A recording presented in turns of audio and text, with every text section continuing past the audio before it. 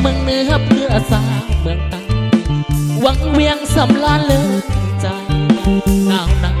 ซึ้งไปทุกแห่งมีสายน้ำสองไหลล่องผ่านเนินหินแดงน้ำหมอกสั่งมาให้แห้ง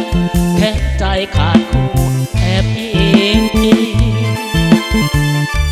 น้ำหมอกปานได้อายยังขึ้นบ้านเป็นแดนสุขสมโบราณ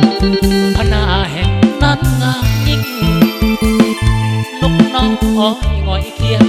ส่งเสียงอ่อนอ้อนสุขจริงน้ำหมอกขาดคนแอบอิง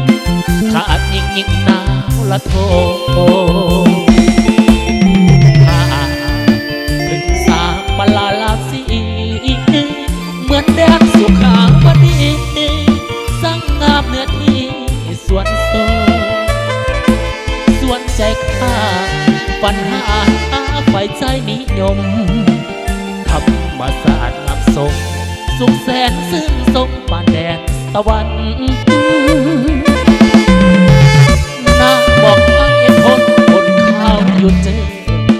อาศัยที่ทานสิเสอบอกเคยวันไหวน้ำนั้นเพราะข้ายังมีพลังหน้าที่สำคัญน้ำบอกหรือจะมากันชีวิตทหารต้องทน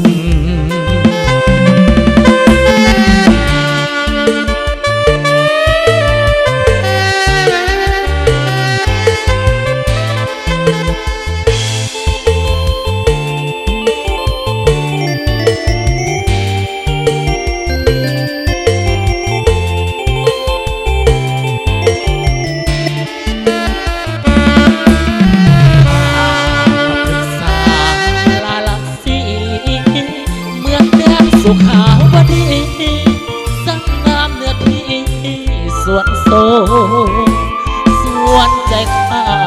ฝันหาไฟใจนิยมธรรมศาสตร์งามทรงสุขแสนซึ้งทรงป่านแดนสวรรค์น้ำบอกไอ้ทนบนเขาอยู่เจออาศัยที่ทัศน์เสย